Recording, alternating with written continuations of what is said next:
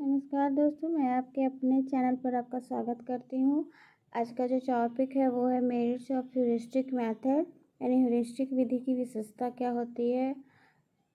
हमने पहले वीडियो में देखा था।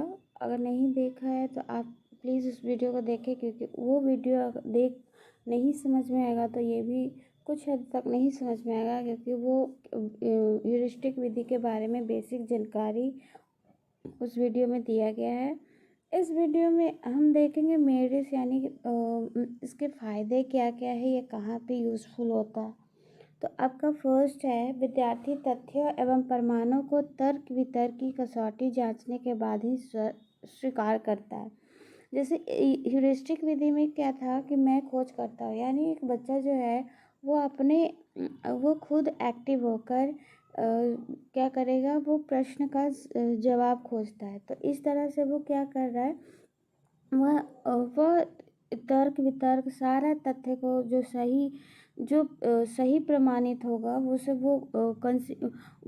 स्वीकार करेगा, और जो गलत होता है उसे निगलेक्ट करता है। यानी कि विद्यार्थी क्या करेगा, प्रूफ तथ्य यानी फैक्ट्स के आधार पर, प्रूफ के आधार पर जो चीज़ उसको सही लगेगी उसके बाद ही वो स्वीकार करता है। ऐसा नहीं है कि यह बता दिया गया और वो क्या करेगा कि ये सही होगा, नहीं, उसको पहले वो प्रूफ के तौर पर ही अगर उसे सही लगता है तब जाकर वो स्वीकार करता है। सेकेंड है आपका आलोचना करने की क्षमता का विकास, यानी इस विधि के द्वारा बालक जो है किसी भी बातों को वो आलोचना, यानी अगर उसको गलत लगता है तो वो क्या कर सकता है, वो आलोचना यानी कि वो विपरीत हो जाकर उसके स्टैंड में खड़ा हो सकता है, यानी अगेंस्ट खड़ा हो सकता है। अब बच्चा ऐसा नहीं है कि सिर्फ जो बताया जाएगा उसे वो स्वीकार कर लिया जाएगा, नहीं, बच्चा आलोचना कर सकता है, आलोचना करेगा। और ये एक बच्चे में बहुत बड़ी विशेषता होती है कि जब वो बच्चा जो है किसी भी बात को आलोचना करना शुरू करता है, यानी कि वो एक तरह से डेवलपमेंट की ओर बढ़ रहा होता है। और ये पॉजिटिव, ऐसे तो है, इस पॉइंट को हम आलोचना हर बात में अगर बच्चा करते तो ये अच्छी बात नहीं है, लेकिन कुछ बातों में बच्चा आलोचना कर रहा है, यानी कि बच्चा सीखने के कगार पे जा रहा है, बच्चा सीख रहा है, बच्चा गेन कर रहा है नॉलेज को, तभी वो क्या कर रहा है, किसी भी बात को अगेंस्ट में जा रहा है। थर्ड है आपका आत्मविश्वास, आत्मनिर्भरता एवं वैज्ञानिक दृष्टिकोण का विकास होता है।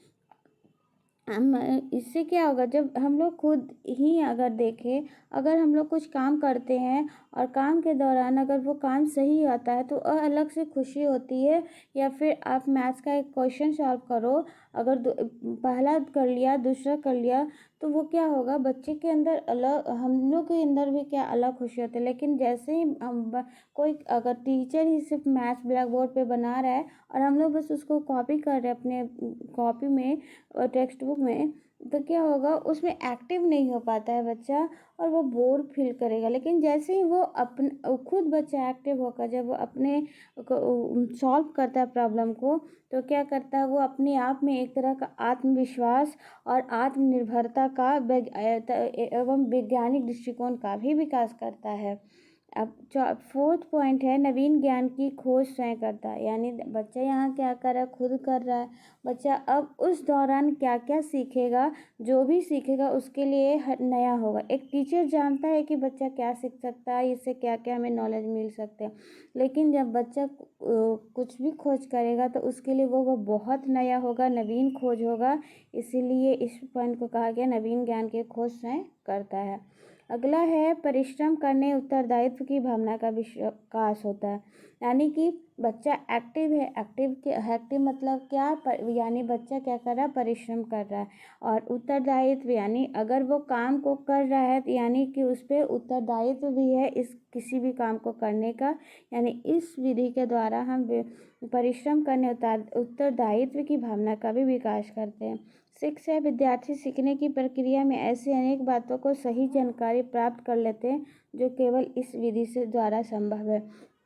यानी कि जब विद्यार्थी जो है वो अपना कार्य कर रहा होता है, तो उसके दौरान बहुत सारी बातों को वो सीखता है जो कि अन्य विधि के द्वारा हम नहीं सीखा। जैसे प्रदर्शन विधि हो गया या फिर प्रश्न विधि हो गया, और व्याख्या विधि, लेक्चर मेथड, ये सब विधि के द्वारा हम बच्चों को बहुत सारी बातें नहीं सिखा सकते, लेकिन जब बच्चा ये विधि कर रहा होता है तो हम बहुत सारी बात जो है एक बच्चा सीखता है। लास्ट है आपका 7th, छात्र सीखने में सक्रिय रूप से भाग लेते हैं। छात्र क्या करेगा, एक्टिव होता है, अगर ज़रूरत पड़ेगा तभी वह टीचर्स का क्या करेगा, सपोर्ट लेगा या फिर एडवाइस ले सकता है। और पूरी तरह से जो एक्टिव होता है वो कौन होता है, विद्यार्थी। और जब कोई भी व्यक्ति एक्टिव होगा तो क्या करेगा, वो स्वयं करेगा, वो सीखेगा, हर चीज़ को सीखने का प्रयास करता है। इसलिए ये बहुत ही क्या होगा, बहुत ही हद तक ये पॉजिटिव मेथड है। इसमें खास करके साइंस में इस विधि का बहुत ही इम्पोर्टेंस है। इसे आई थिंक जितना भी मैंने पॉइंट्स बताया वो समझ में आया होगा।